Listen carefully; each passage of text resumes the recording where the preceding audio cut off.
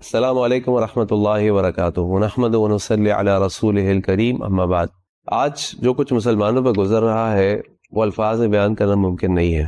پتہ نہیں وہاں غزہ اور فلسطین کے لوگ کیسے زندگی گزار رہے ہیں، کیا سوچ رہے ہیں، کیسے ان کے دن رات گزر رہے ہیں۔ ہم سے تو وہ تصویریں، وہ ویڈیوز، وہ آوازیں بھی نہیں سنی جاتی، اور اتنی صفاکی اور بربریت ہے کہ آپ انسان تو چھوڑ دیں، ہم تو کسی جانور کے بارے میں بھی، نجس ترین جانور کے بارے میں بھی گمان نہیں کر سکتے کہ ان کے ساتھ یہ کرے گا۔ تو ہم سب اس بارے میں کوششیں کر رہے ہیں، دعائیں کر رہے ہیں، لیکن ایک چیز جو مجھے بڑی دیکھ کے تکلیف ہوتی ہے وہ یہ ہے کہ ہم بار بار اپنے حکمرانوں کو برا بھلا کہہ رہے ہوتے ہیں۔ دیکھیے، ان کو برا بھلا کہنے سے کچھ نہیں ہوگا، ان کے لیے دعائیں کرنے سب کچھ ہو جائے گا۔ اللہ کے نبی صلی اللہ علیہ وسلم نے حضرت عمر بن خطاب اور ابو جہل کے لیے دعا کی تھی، اللہ ان دونوں میں سے کوئی ایک مجھے دے دے، اور اللہ تعالیٰ نے عمر بن خطاب کو سلیکٹ کیا۔ اور آج آپ دیکھیے کہ وہ عمر بن خطاب جو اسلام کے بدترین دشمن تھے، اللہ کے نبی صلی اللہ علیہ وسلم سے معاذ اللہ بے انتہا نفرت کرتے تھے، اور اس کے بعد جب اللہ نے ان کو قبول کیا تو اللہ تعالیٰ نے ان کے دل میں اسلام کی کیسی محبت ڈالی کہ اللہ کے نبی صلی اللہ علیہ وسلم نے اس دن کو، جس دن عمر بن خطاب نے اسلام کو قبول کیا، فرمایا ھذا یوم الفرقان،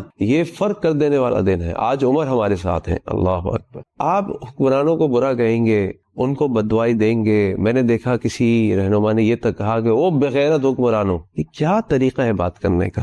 آپ کے خیال میں بغیرت کہہ کے کسی کی آپ غیرت کو بلا سکتے ہیں یا اس کو اپنے سے اور دور کر سکتے ہیں؟ ہمیں اللہ سے ان کے لیے دعائیں کرنی چاہیے، ہمیں ان کو خط لکھنا چاہیے، ہمیں ان کو ای میل کرنی چاہیے۔ جو کچھ ہم کر رہے ہیں، یعنی ایک شریعت کے دائرے کے اندر رہتے ہوئے جو کچھ طریقے رائج ہیں، جائز ہیں، وہ آپ کر رہے ہیں۔ مثال کے طور پہ کچھ لوگ پروٹیسٹ کرتے ہیں پریس کلب کے باہر جا کے، پیسفل پروٹیسٹ ہے، کسی کا نقصان نہیں۔ یہ بھی مجھے پتا چلا کہ جو پروٹیسٹ ہے اس میں کئی ریسٹورینٹ جلا دیے گئے، توڑ پھوڑ کر دی گئی۔ یہ مسلمانوں کا طریقہ نہیں ہے، اور اسی لیے علماء منع کرتے ہیں ان چیزوں میں شامل نہ ہو، کیونکہ یہاں سے شر پھیلتا ہے، خیر نہیں پھیلتی۔ لیکن اگر آپ کر بھی رہے ہیں، جو کہ آج کی دنیا اس کو ایکسیپٹ کرتی ہے، اس کو ریکارڈ کرتی ہے، تو ٹھیک ہے، لیکن اپنے حکمرانوں کو عزت دیجیے۔ یہ سب سے بڑی بدنصیحت ہے ہماری کہ ہمارے حکمران ہم سے نفرت کریں، ہم ان سے نفرت کریں۔ میں آپ سے یہ نہیں کہہ رہا کہ بھائی ہمارے حکمران جو ہے وہ بڑے ہی مومن ہے اور ایسے اور ایسے، ٹھیک ہے، ہر انسان ہے، اس کے اندر کمی خامی ہوتی ہے، لیکن اصل جو مسئلہ کرنے کا ہے، کام کرنے کا، وہ ہمارا انٹرنل ہے۔ یعنی ہم اللہ سے دعائیں کریں، اللہ سے ہمارا تعلق ہو۔ اللہ قرآن سے فرماتے ہیں وَأَنْتُمُ الْأَعْلَوْنَ إِن كُنتُم مُؤْمِنِينَ، تم ہی غالب رہو گے اگر تم ایمان والے ہو۔ یہ والا پارٹ کہاں ہے؟